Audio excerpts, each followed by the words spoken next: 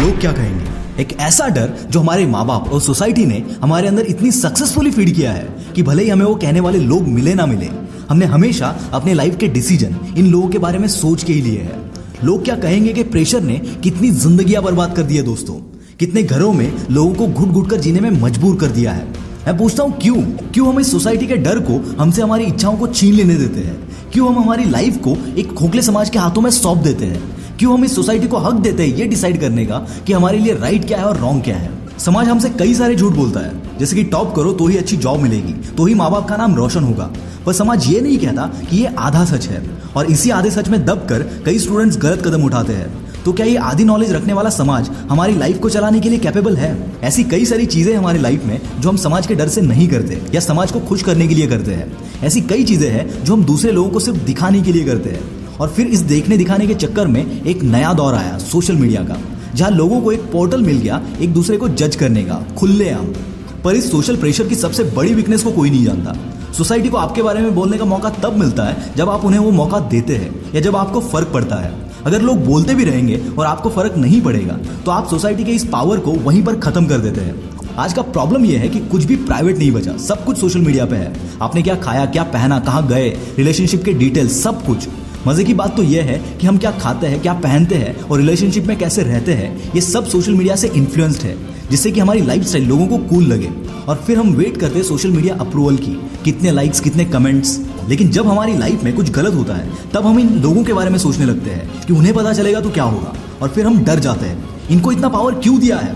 सच्चाई बताओ दोस्तों, किसी को तुम्हारी लाइफ से घंटा फर्क नहीं पड़ता। इनको सिर्फ अपना टाइम पास करना है। तुम्हारे बारे में बातें भी करेंगे क्योंकि उनकी लाइफ में और कुछ मसाला नहीं है।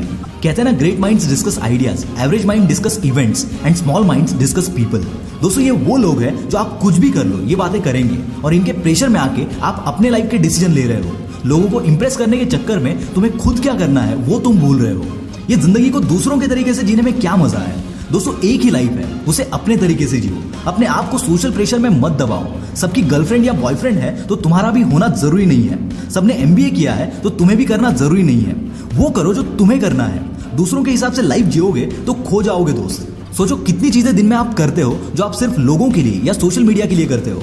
बाहर घूमने जाते हो तो फोटो अपनी यादों के लिए खींचते हो या फेसबुक, इंस्टाग्राम पे डालने के लिए। ट्रेंड फॉलो करने के लिए कितनी मेहनत करते हो। कभी रुक कर अपने आप से पूछना ही है, इज इट नेसेसरी? क्या खुशी लोगों के साथ हंसने में है या हंसते हुए फेक फोटोज पोस्ट करने में? क्या खुशी अच्छी नींद लेने में है या नींद की एक्टिंग करते हुए फेक कैंडिड में? और बात इतनी छोटी छोटी चीजों से शुरू होती है जब हम लोगों को अपनी लाइफ पे कमेंट करने की परमिशन देते हैं, और फिर ये इंटरफेरेंस पहुंच जाता है बड़ी बड़ी चीजों पर। दोस्तों, दुनिया सिर्फ छीनना जानती है, देना उसे सिर्फ एक चीज आता है, वो है एडवाइस। वो आपको फ्री में देते हैं। अगर सबकी सुनने जाओगे तो कुछ भी नहीं कर पाओगे। कहते हैं ना, सुनो सबकी पर करो अपने मन की। तो वैसे ही हम लोगों के एडवाइस को रोक नहीं सकते, सोशल मीडिया को एलिमिनेट नहीं कर सकते, पर अपनी लाइफ में हमें क्या करना है वो हमारे हाथ में है। Do what you want to do, बाकी दुनिया गई भाड़ में।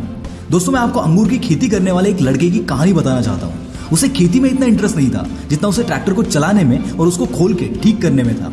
खेती करके उसने बहुत पैसे कमाए और एक फेरारी खरीदी।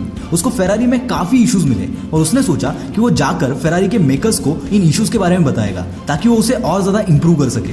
पर फेरारी ने उसका बहुत इंसल्ट किया और कहा उसे कार्स के बारे में कुछ भी पता नहीं है और उसे कभी पता चलेगा भी नहीं। इस बंदे की जगह कोई भी होता तो उसे गुस्सा आता, पर कहीं ना कहीं वो उस बात को एक्सेप्ट कर लेता। आखिर फेरारी वॉज द बेस्ट, पर इस बंदे ने ऐसा नहीं किया। इस इंसल्ट को उसने वेस्ट नहीं जाने दिया और सिर्फ 4 महीने में अपनी पहली लैम्बोर्गिनी बनाई।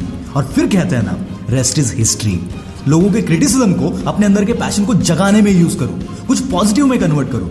Don't let society run your life. Guru movie का एक डायलॉग हमेशा याद रखना, अगर लोग तुम्हारे खिलाफ बोलने लगे तो समझ लो तरक्की कर रहे हो। This is Mangesh from the will power star, signing off for the day. Bye bye.